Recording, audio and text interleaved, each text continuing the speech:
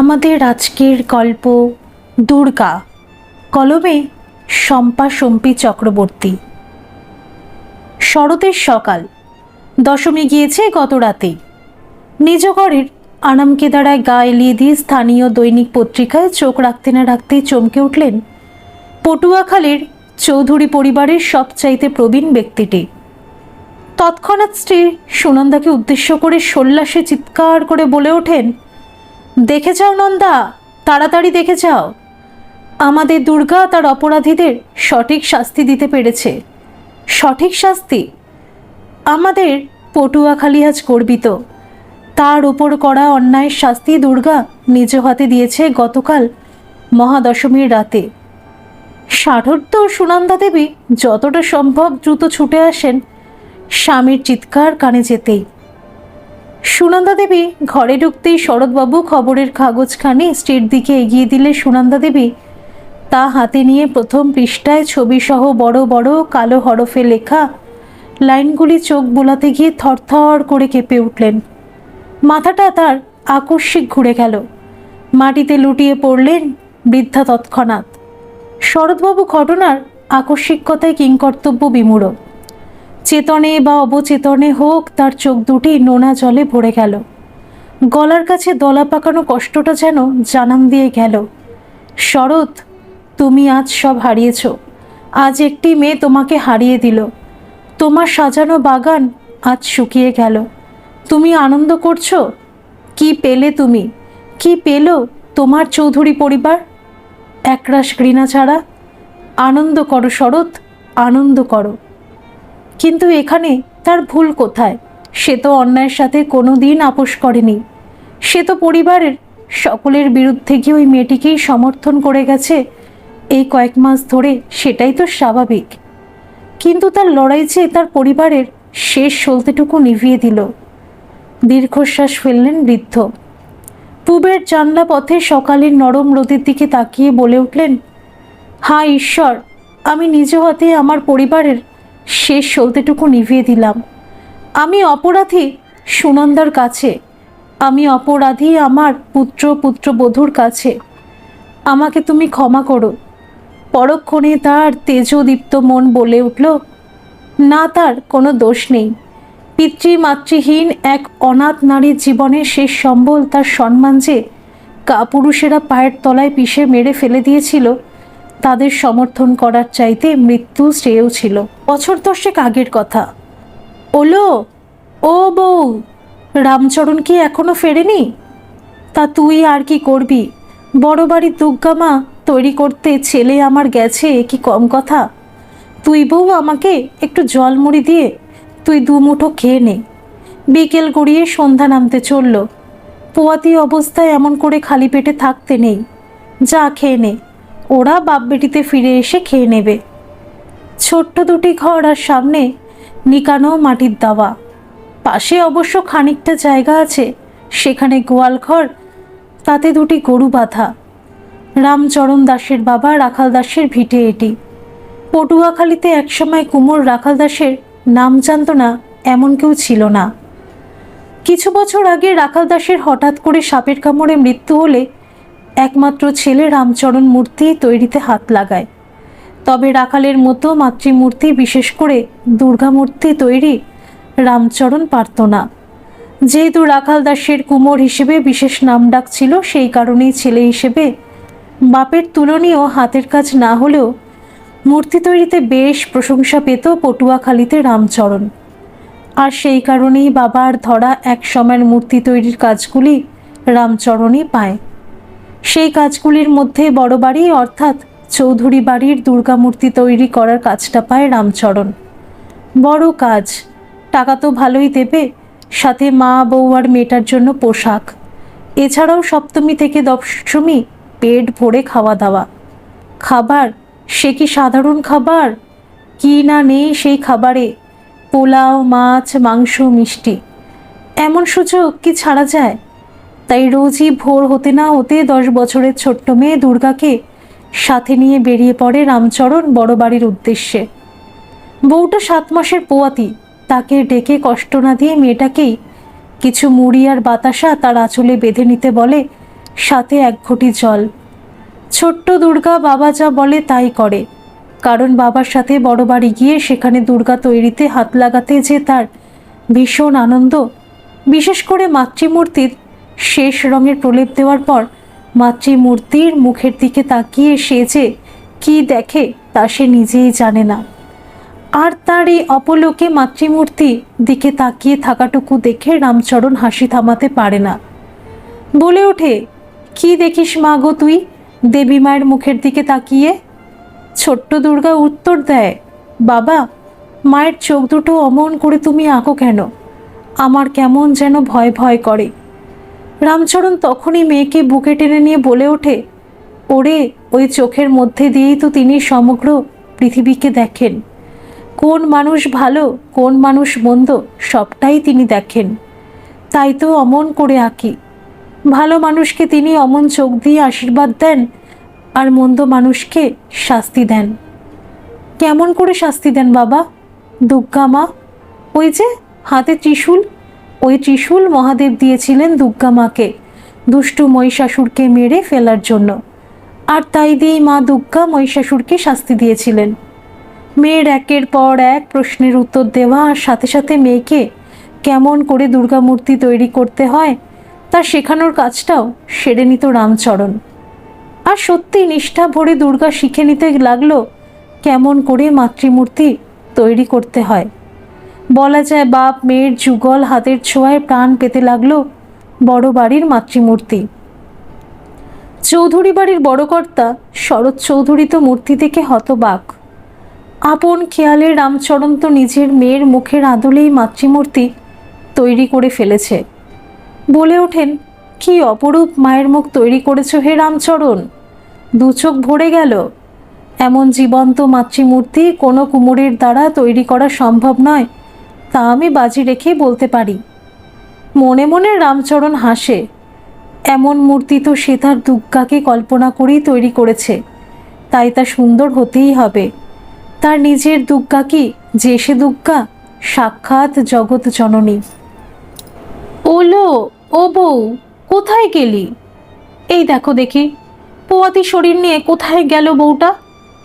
ওরা বাপ বেটিতে ফেরার সময় হয়ে গেল, এখনো পোয়াতি বউ তুই পেটে কিছু দিসনি শুনে রামচরণটা বেজায় রেগে যাবে। ও বউ! মানদা সুন্দরী বেশ উচ্চস্বরে ডাকাডাকি করলেও তা বিন্দুমাত্র কানে গিয়ে পৌঁছল কি না সন্দেহ ছন্দার। আসলে কয়েকদিন ধরে অসুস্থ বোধ করছিল ছন্দা। আজ সকাল থেকে যেন শরীরটা আরও খারাপ।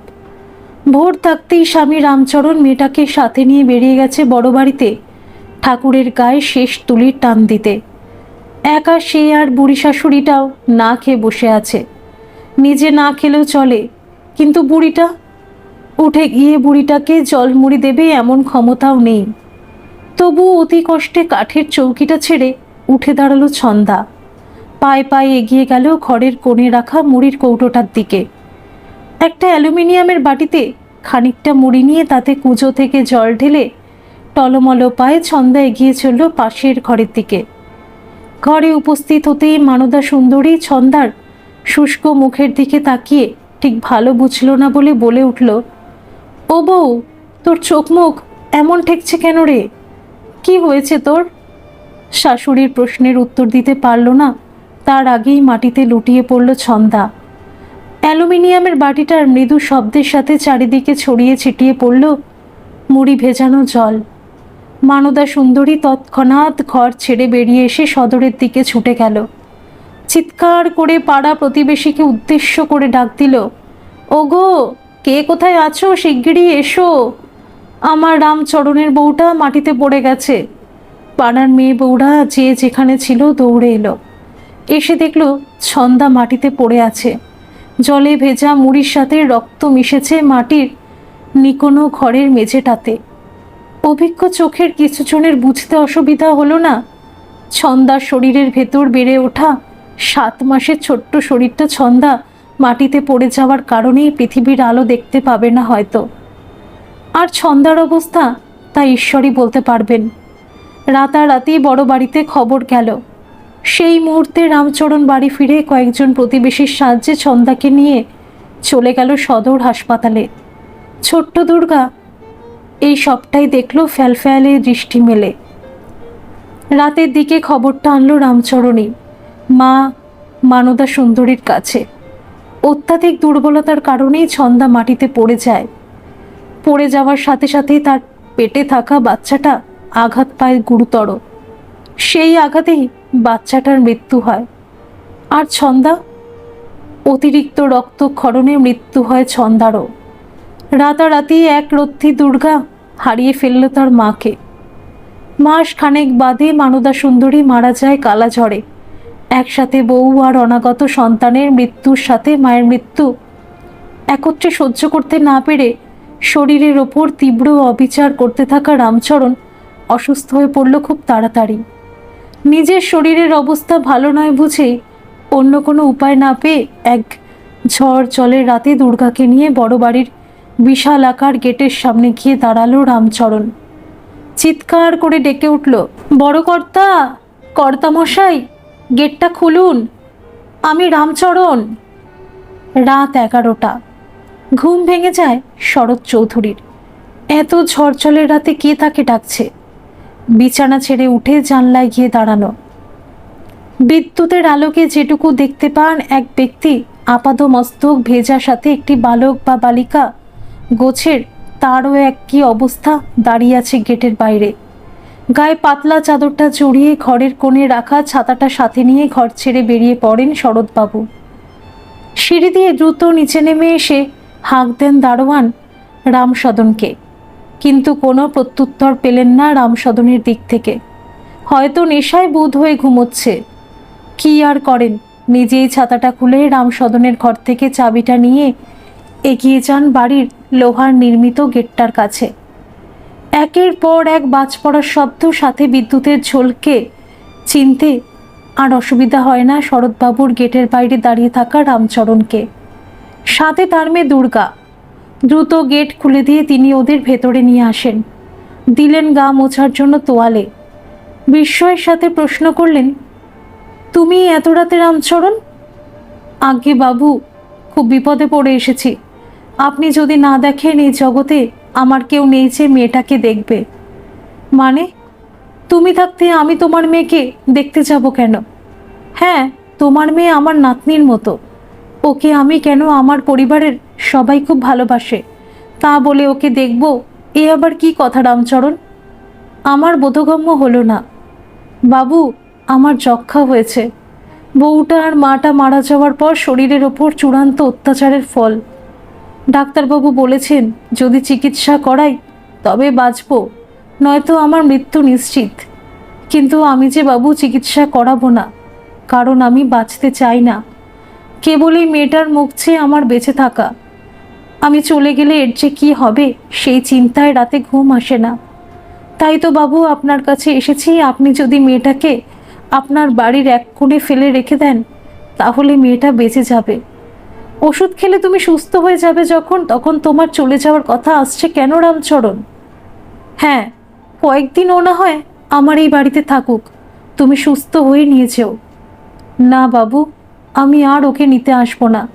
ও আপনাদের এত বড় বাড়ির এক কোণে না হয় পড়ে থাকবে, দুবেলা দুমুঠো খেতে দিলেই হবে। ও খুব সুন্দর পটচিত্র আঁকে বাবু, পারলে ওকে দিয়ে পটচিত্র আঁকিয়ে নিয়ে নিজেদের ঘরের দেওয়াল সাজাবেন। ওকে রাখুন বাবু, ওকে রাখুন। এই অসহায় বাবাকে ফিরিয়ে দেবেন না বাবু। আমি জানি আপনি দয়ার সাগর, আপনি কখনোই আমার দুর্গাকে ফেলে দিতে পারবেন না। আমি কথা দিচ্ছি বাবু, আমার দুর্গা নিজে হতে আপনাদের কোনো ক্ষতি করবে না। আমি চলি বাবু, আমি চলি। না, এই কথোপকথনের পর রামচরণ এক মুহূর্তের জন্য দাঁড়ায়নি। শরৎবাবুর উত্তরের অপেক্ষা না করে ঝড়ের গতিতে বেরিয়ে যায়। এর মাস কয়েক বাদে পটুয়াখালীর গা বেয়ে বয়ে যাওয়া ছোট্ট নাম না জানা নদীর ধারে ভোরের দিকে মৃত অবস্থায় পাওয়া যায় রামচরণকে। তদন্তে জানা যায় যক্ষা রোগেই তার মৃত্যু হয়েছে। আর এদিকে দুর্গা, সে হলো অনাথ। নতুন পরিচয় হলো তার চৌধুরী বাড়ির আশ্রিতা। বিরাট রাজপ্রাসাদের মতো বাড়িটার প্রায় 20টি মতন ঘরের একটিতে আশ্রয় হলো দুর্গার। দুর্গা প্রতিমার মতো সুন্দর মুখের মেয়েটাকে চৌধুরী বাড়ির বড় কর্তা শরৎ চৌধুরী ছাড়াও গিন্নিমা সুনন্দাও খুব ভালোবাসতেন। বিশেষ করে বাপ মা হারা মেয়েটার শান্ত আন্তরিক স্বভাব চৌধুরী বাড়ির চাকর বাকরদেরও মুগ্ধ করত। বড় কর্তা শরৎবাবু আর গিন্নিমা সুনন্দার স্নেহ ছায়ায় ধীরে ধীরে বড় হতে লাগলো দুর্গা। এক সময় বালিকা থেকে তরুণী, পরে তরুণী থেকে যুবতী। কেটে যায় 10টা বছর। রূপে গুণে অসামান্যা যুবতী দুর্গা পটুয়াখালীর প্রতিটি মানুষের চোখের মণি হয়ে উঠল। তা শুধু তার স্বভাবের জন্য নয়, তার পটচিত্র তাকে সবার মনে জায়গা করে নিতে বাধ্য করল। পটুয়াখালীর সাধারণ পরিবারগুলি যাতে দুবেলা অন্নের সংস্থান করতে পারে, তার জন্য সে নিজে উদ্যোগ নিয়ে নারী পুরুষ নির্বিশেষে সকলকেই পটচিত্র শেখাতে শুরু করল। পটুয়াখালীর মেলাতে তার হাতের পটচিত্রের প্রদর্শনী দেখার জন্য আসতে লাগলো ভিন্ন গ্রামের মানুষের সাথে সাথে শহর কলকাতার নামি দামি মানুষও। একদিন এমনি এক প্রদর্শনীতে আমন্ত্রিত হয়ে এলো নামী চিত্রকর অর্ণব গাঙ্গুলি, আর সেই হেতু দুর্গার সাথে তার আলাপও হয়ে যায় আকস্মিক। 30 বছরের ঝকঝকে যুবা বিভিন্ন চিত্রকরদের আঁকা দেখতে দেখতে হঠাৎই দুর্গার অপরূপ সব পটচিত্র দেখে থমকে যায়। এক কথায় বলে ওঠে অসাধারণ। উপস্থিত পটুয়াখালীর অধিবাসীরা তখন দুর্গার হাতের কাজের তারিফ বা কলকাতাবাসী চিত্রকরের মুখে শুনে গর্ববোধ করে, আর সাথে সাথে বলে ওঠে, এ পটচিত্র আর দেখছেন কি বাবু, আমাদের দুর্গা মা মাতৃমূর্তি তৈরি করতে পারে, যেমন দুর্গা জগদ্ধাত্রী কালী। প্রতি বছর চৌধুরী বাড়ির পুজোর মাতৃমূর্তি তো আমাদের দুর্গাই তৈরি করে। সেই বছর 10 মেয়ে যখন দুর্গা বাপ মা মারা গিয়েছিল, তখন থেকেই পটচিত্র আর মাতৃমূর্তি নির্মাণের মধ্যেই নিজেকে ডুবিয়ে রেখেছে। আমাদের গ্রামের মানুষগুলোকেও ও নিজে হাতে ধরে আঁকা শেখায়।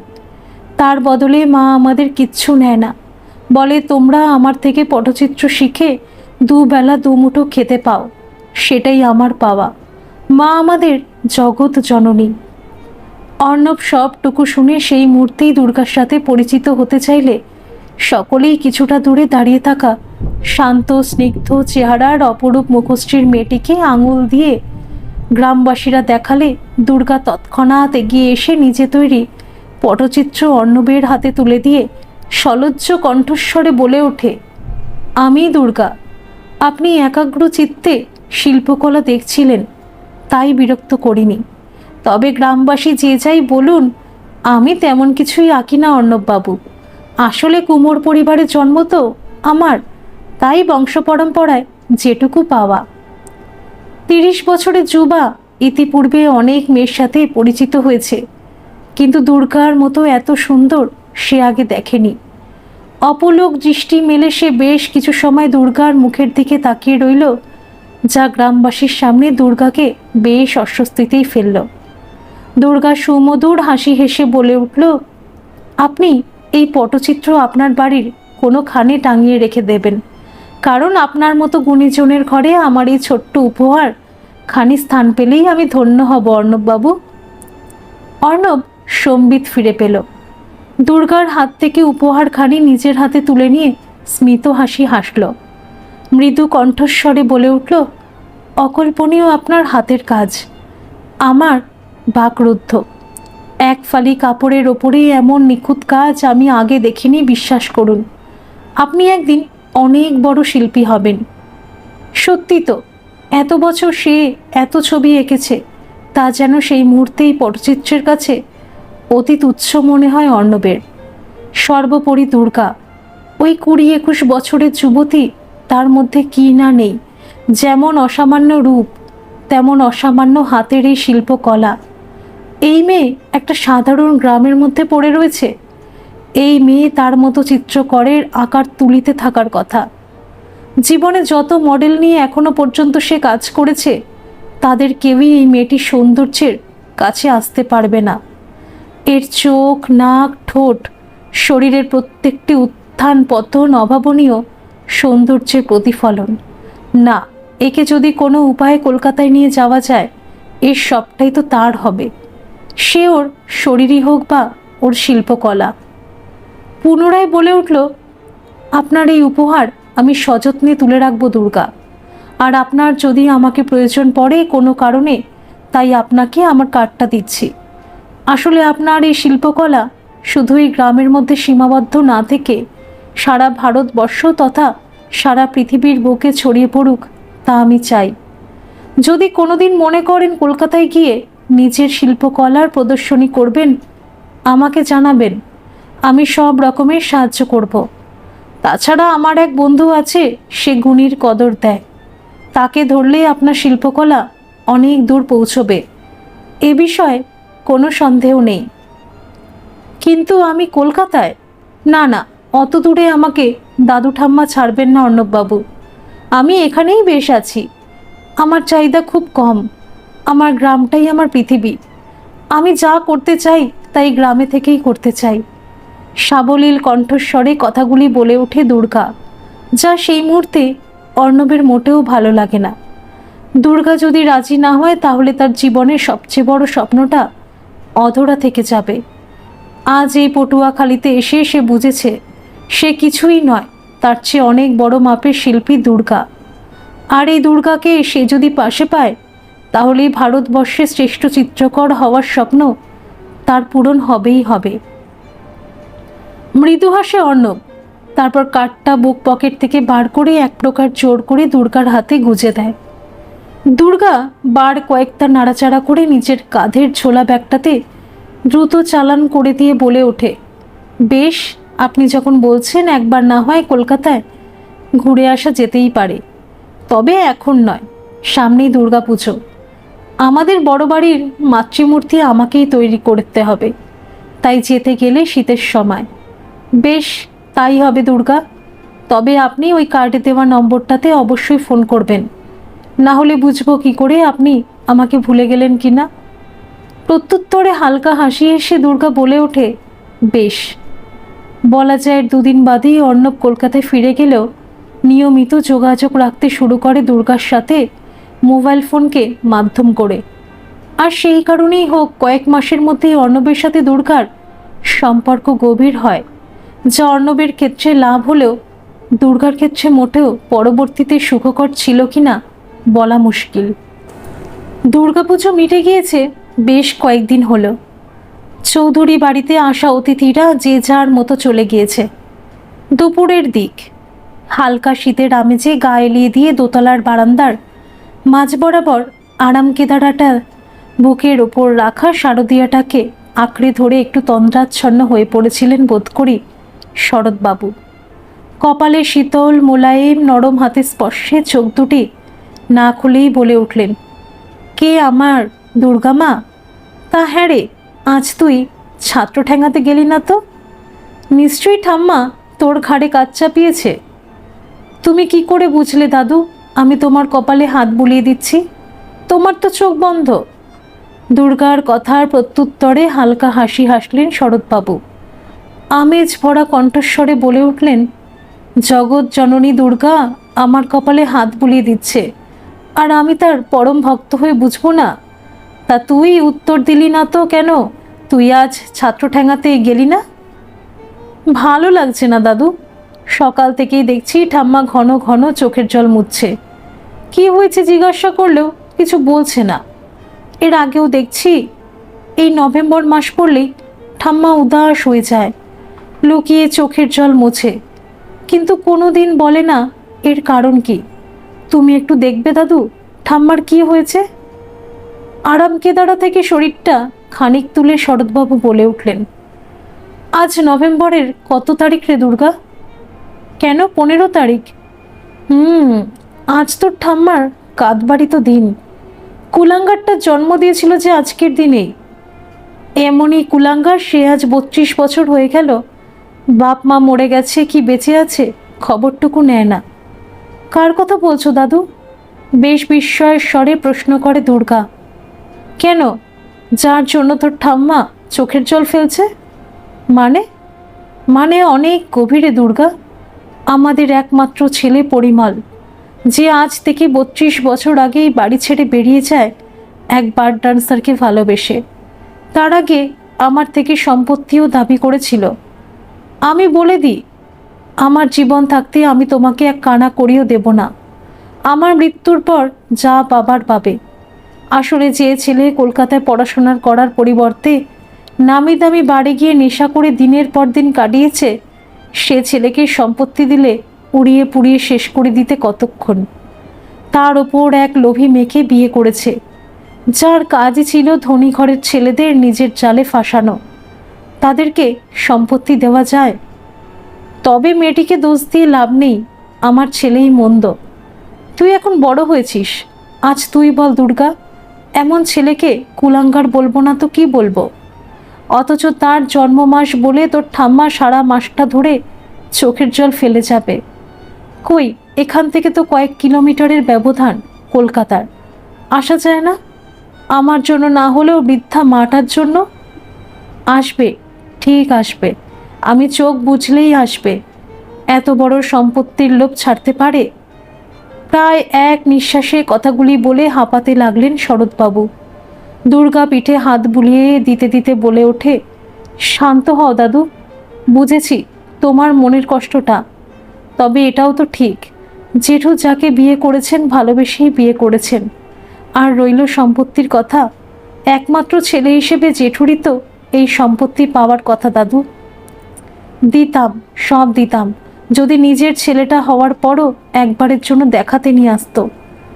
আমাদের গ্রামের প্রফুল্ল, তার থেকে খবর পাই আমার নাতি হয়েছে। আসলে প্রফুল্ল তোর জেঠুর কোম্পানিতে কাজ করে।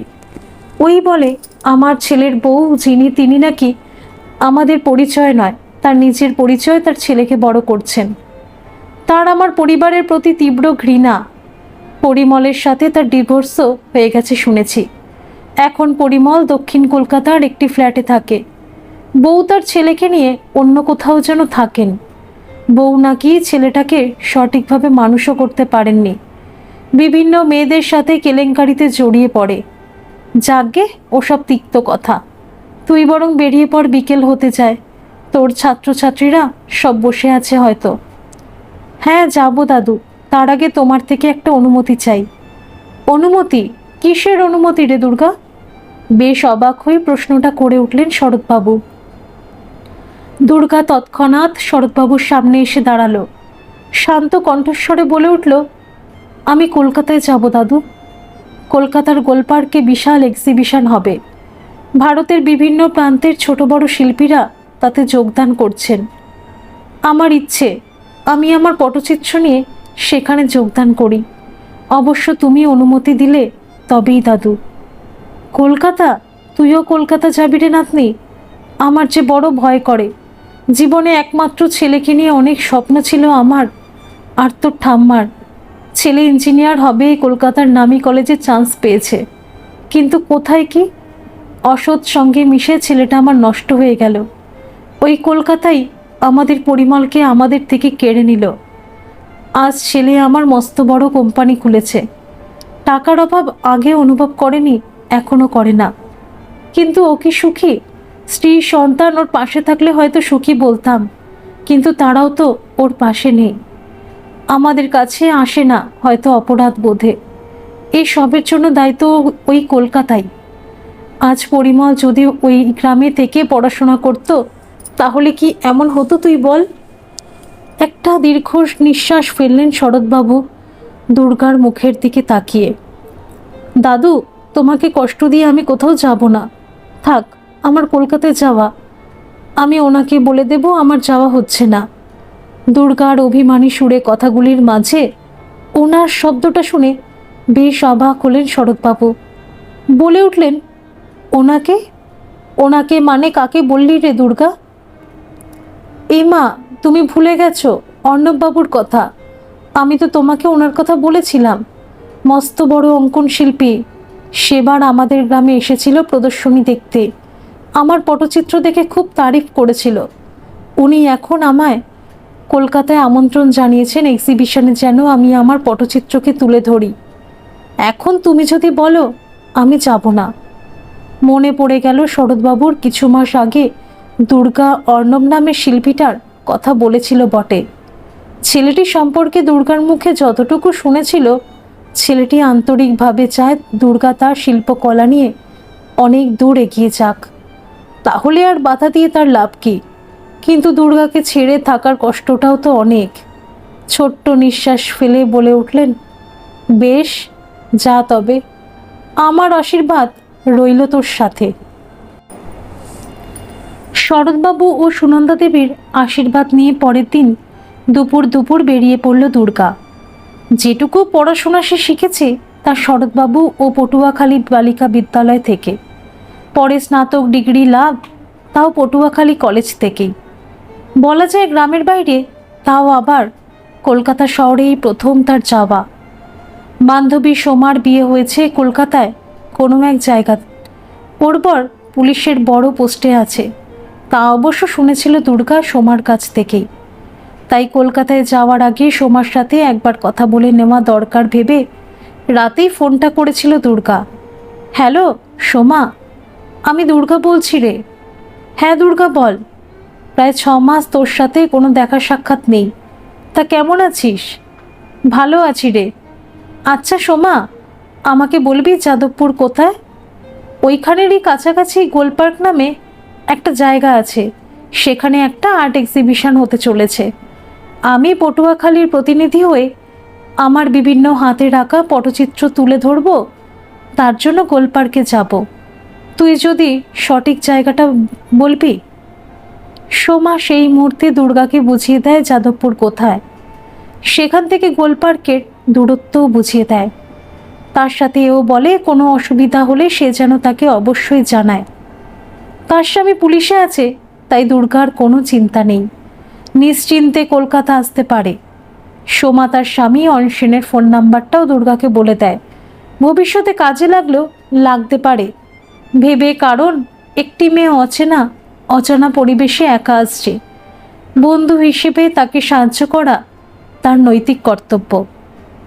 কলকাতায় অর্ণবের দেওয়া ঠিকানা অনুযায়ী সোমার বুঝিয়ে দেওয়ার পর দুর্গা উপস্থিত হলো দক্ষিণ কলকাতার যাদবপুরে, যেখানে শান্ত পরিবেশে অর্ণবের 2 কামরাওয়ালা ফ্ল্যাট। তাতে মাকে নিয়ে নাকি থাকে অর্ণব।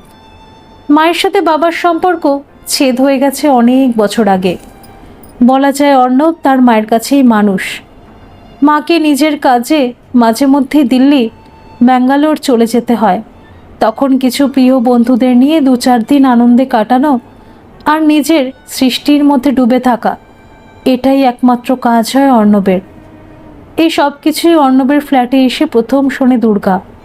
শুনে মনে মনে বেশ অস্বস্তি বোধও করে, কারণ অর্ণবের মা অনুপস্থিত। অর্ণব একাই ফ্ল্যাটে থাকে। ওর সাথে একই ফ্ল্যাটের ঘরে সে থাকবে কেমন করে? যতই হোক, সে তো এতটা আধুনিক হয়নি যে একজন পুরুষের সাথে রাত কাটিয়ে ফেলবে। তাছাড়া যে দাদু ঠাম্মার কাছে সে মানুষ হয়েছে, তারা দুজনেই পুরনোপন্থী।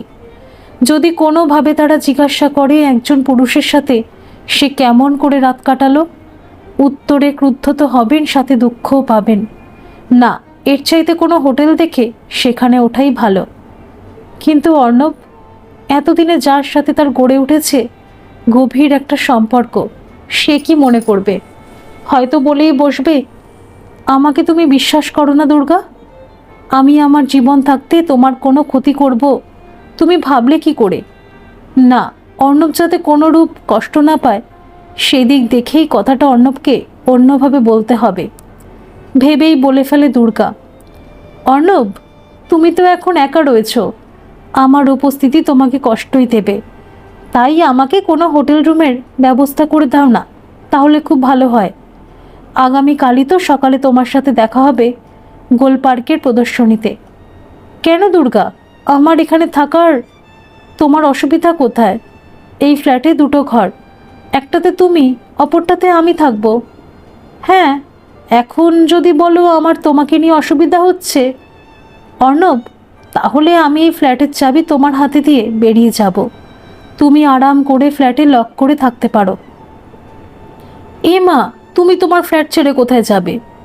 ঠিক আছে, আজকের রাতটা না হয় কাটিয়ে দিচ্ছি, আগামীকাল কিন্তু আমার জন্য হোটেলের ব্যবস্থা করে দিও অর্ণব, বলে ওঠে দুর্গা। বেশ, আমার এখানে যখন তোমার আপত্তি, তখন কালই তোমার জন্য হোটেলের ব্যবস্থা করে দেব দুর্গা। এরপর 2 দিন মতো সময় কেটে যায়। অর্ণবকে অধিকাংশ সময় ফ্ল্যাটে দেখতে পায় না দুর্গা। ক্ষণিকের জন্য আসলেও গোলপার্কে অনুষ্ঠিত প্রদর্শনী সম্পর্কে কোনো সঠিক কিছু বলে না অর্ণব। আর দুর্গার জন্য হোটেলের ব্যবস্থা তো দূর, অনেক দূরের কথা। দুর্গা রীতিমতো চিন্তায় পড়ে। যে আশা নিয়ে সে সুদূর পটুয়াখালী থেকে শহর কলকাতায় এসেছে তা কি সফল হবে না? মনটা বিষণ্ণ হয়। কি আর করে সময় কাটাতে অর্ণবের ফ্ল্যাটের ঘর দুটিকে যথাসম্ভব গুছিয়ে রাখার চেষ্টা করে। আর এই গুছিয়ে রাখতে গিয়েই সে হাতে পেয়েছে একটি ছবি, যা দেখে আন্দাজ করতে অসুবিধা হয় না ছবিটি নিশ্চিত অর্ণবের বাবা এবং মায়ের।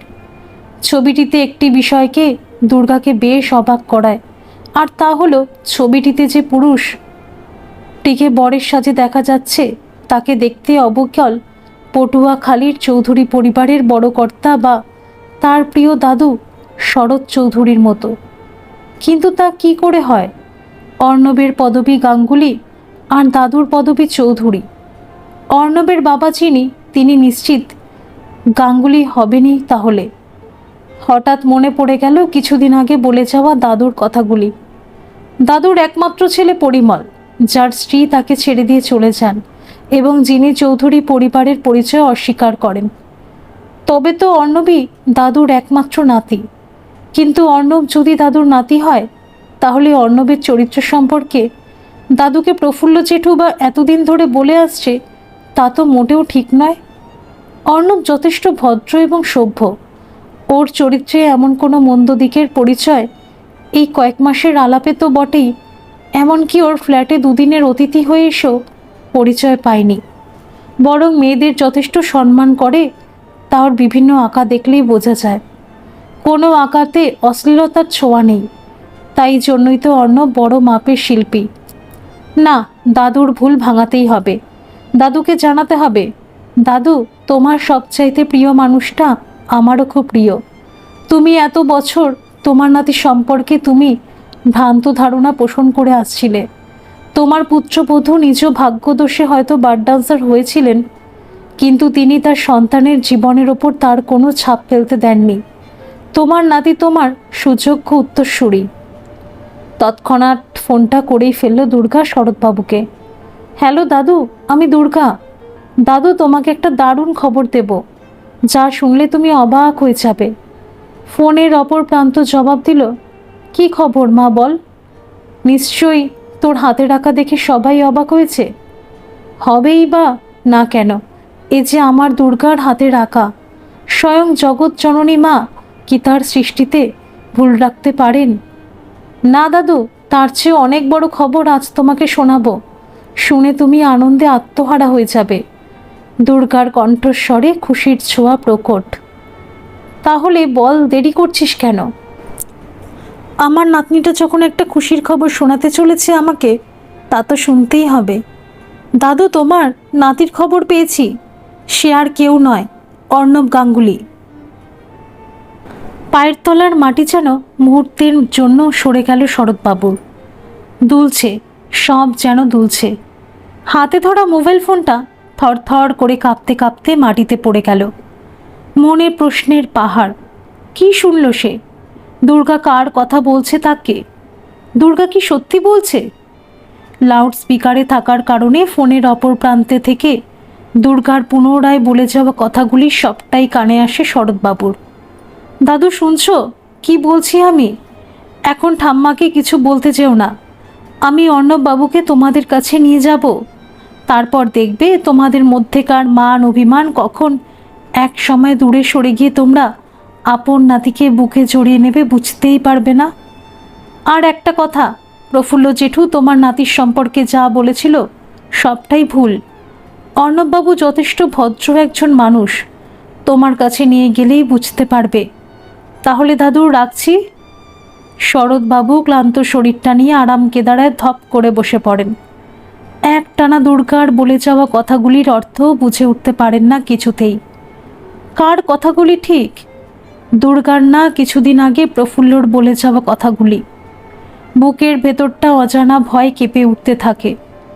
কয়েক মাস আগে প্রফুল্লর বলে যাওয়া কথাগুলি ঘুরে ফিরে মনে আসতে থাকে বারবার।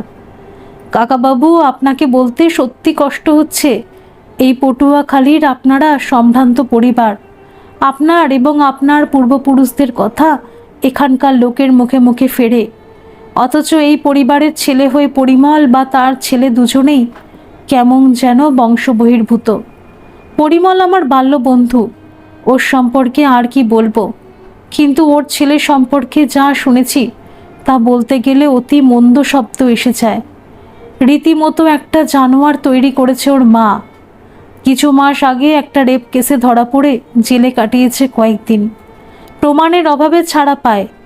শুনেছি বিভিন্ন মেয়েদের সাথে তারপরেও সম্পর্ক রেখে চলেছে। প্রফুল্ল এরপর বলে গিয়েছিল আরও অনেক কিছু, যা সেই মুহূর্তে দুটো চোখ ভিজিয়ে দিয়েছিল নোনা জলে শরৎবাবুর। প্রত্যুত্তরে নীরবতাকে বেছে নিয়েছিলেন বৃদ্ধ।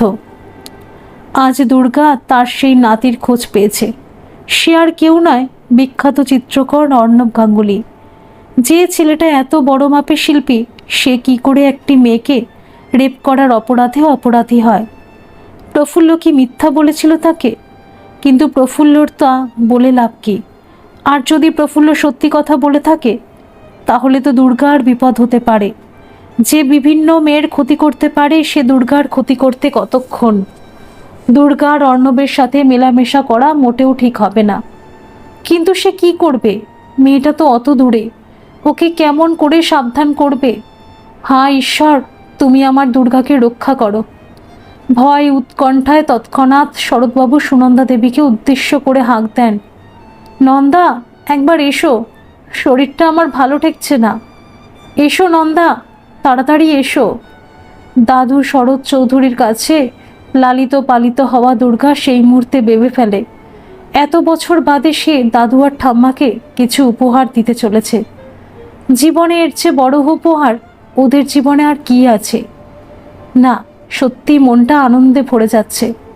অর্ণব ফিরলেই ওকে বলতে হবে যে ও চৌধুরী বাড়ির ছেলে। ওর দাদু ঠাম্মা সবাই আছে, তারা ভীষণ ভালো মানুষ। কিন্তু এই কিন্তুটাই দুর্গাকে কুড়ে কুড়ে খেতে লাগলো। সে যা অর্ণব সম্পর্কে ধারণা করেছে এতদিন ধরে, তা অর্ণবের মুখোশ নয় তো?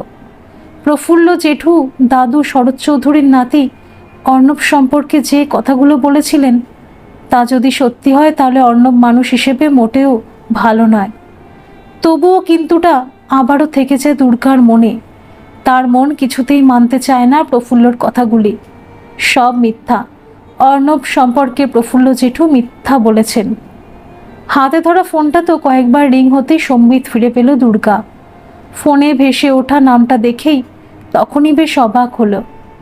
দক্ষিণ দেওয়ালে আটকানো ঘড়িটার দিকে তাকাতেই রাত 10টা চোখে পড়ল। এত রাতে সোমা ফোন করেছে। হ্যালো দুর্গা। হ্যাঁ বল। দুর্গা, তুই এখন কোথায়? কেন? অর্ণব গাঙ্গুলির বাড়ি। তিনি কে? বিখ্যাত চিত্রকর। ওনার আমন্ত্রণেই তো আমি কলকাতায় এসেছি। দুর্গা, আমার বর বলছিল গোলপার্কে এই মুহূর্তে কোনো এক্সিবিশন হচ্ছে না। তুই যা জেনেছিস ভুল জেনেছিস। আর যার নাম বললি অর্ণব গাঙ্গুলি, তার সম্পর্কে আমি জেনে জানাচ্ছি। উনি তোকে কেন কলকাতায় আনলেন সেটা বুঝতে পারছি না। আমার কেমন যেন সন্দেহ হচ্ছে। যাই হোক, তুই সাবধানে থাকিস দুর্গা। পারলে কালই সকালবেলা পটুয়াখালী ফিরে যা। যদি ভবিষ্যতে কলকাতার কোথাও এক্সিবিশন হয়, আমি তোকে খবর দেব। তুই ফিরে যা, অচেনা লোকের সাথে থাকিস না। সোমা ফোনটা রেখে দিতে দুর্গা মনে মনে বেশ কয়েকটি প্রশ্নের সম্মুখীন হলো। আচ্ছা, সোমার কথাই যদি সত্যি হয়, সত্যি গোলপার্কে কোনো এক্সিবিশন না হয়ে থাকে, তাহলে সত্যি তো অর্ণব তাকে কলকাতায় ডেকে আনলো কেন? আর এটা তো ঠিক, সে 3 দিন হলো কলকাতায় এসেছে। কই একবারের জন্য অর্ণব তাকে এক্সিবিশনে নিয়ে গেল না, যে উদ্দেশ্যে পটুয়াখালী থেকে সে ছুটে এসেছে। তাহলে তো সোমা কিছু ভুল বলেনি। কিন্তু অর্ণবের তাকে মিথ্যা বলে নিয়ে আসার পেছনে কারণ কি? ধুৎ, মিথ্যা সব ভাবনা চিন্তা। কিন্তু সব প্রশ্নের উত্তর সেদিন রাতেই পেয়ে গেল অভাগী দুর্গা। বেশ রাতের দিকে দুজন বন্ধু নিয়ে যখন অর্ণব তার ফ্ল্যাটের দরজায় টোকা দিল, তখন দুর্গা একটি সাদা থানের ওপর লাল নীল সবুজ হলুদ এমন নানা রং দিয়ে পটচিত্র আঁকছিল আপন খেয়ালে। অর্ণবের ফ্ল্যাটে এই 3 দিন রাত্রিবাস করে এটুকু বোঝা হয়ে গেছে তার, অর্ণব রাতে ফিরতে বেশ দেরি করে। মনে মনে দুর্গা ভাবে তার উপস্থিতি হয়তো অর্ণবকে সহজ হতে দেয় না, তাই যতটা সম্ভব ঘরের বাইরে থাকার চেষ্টা। বার দুয়েক টোকা পড়ার পর কলিং বেলটা বেজে ওঠে তারস্বরে। দুর্গা হাতের কাজটা তার ঘরের বিছানার পাশে রেখে এক প্রকার দৌড়ে গিয়ে দরজা খুলে দিতেই চমকে উঠল। এ কি দেখছে সে? অর্ণব সহ আরও 2জন অভিজাত চেহারার পুরুষ, যাদের পা টলমলো, চোখ রক্তবর্ণ, মুখ থেকে বের হচ্ছে তীব্র মদের গন্ধ, সাথে অশ্রাব্য ভাষায় গালাগালি। সকলের দৃষ্টিতে এমন কিছু রয়েছে যা দুর্গার মোটেও ভালো লাগলো না। রীতিমতো ভয় পেল দুর্গা। বুঝতে তার বিন্দুমাত্র অসুবিধা হলো না তার জীবনে নেমে আসতে চাইছে কালবৈশাখীর ঝড়। কিভাবে সে নিজেকে রক্ষা করবে? মাতাল অবস্থায় মানুষ তার মনুষ্যত্ব হারিয়ে ফেলে অধিকাংশ ক্ষেত্রেই, তা সে জানে। অর্ণব বা 2জনের কেউই প্রকৃতিস্থ নয়, ভয় তার সেখানেই। তাহলে কি করে সে? সত্যি ভাবতে অবাক লাগলো তার, অর্ণবের মতো একজন বড় মাপের শিল্পীকে বিশ্বাস করে সে ভুল করে ফেলেছে। প্রফুল্ল জেঠু চৌধুরী বাড়ির একমাত্র বংশধর সম্পর্কে যা বলে গিয়েছিল তার সম্পূর্ণ সত্য। কারণ এমনই মাতাল অবস্থায় অর্ণব যে রেপ করতে পারে তাতে আশ্চর্যের তো কিচ্ছু নেই। কিন্তু এখন তার নিজেকে বাঁচানোর উপায় কি? না, পালাতে হবে তাকে, লুকিয়ে রাখতে হবে নিজেকেই ফ্ল্যাটেরই কোথাও। তাহলে একমাত্র উপায় পাশের ঘরে ঢুকে দরজাটা ভেতর থেকে বন্ধ করে দেওয়া।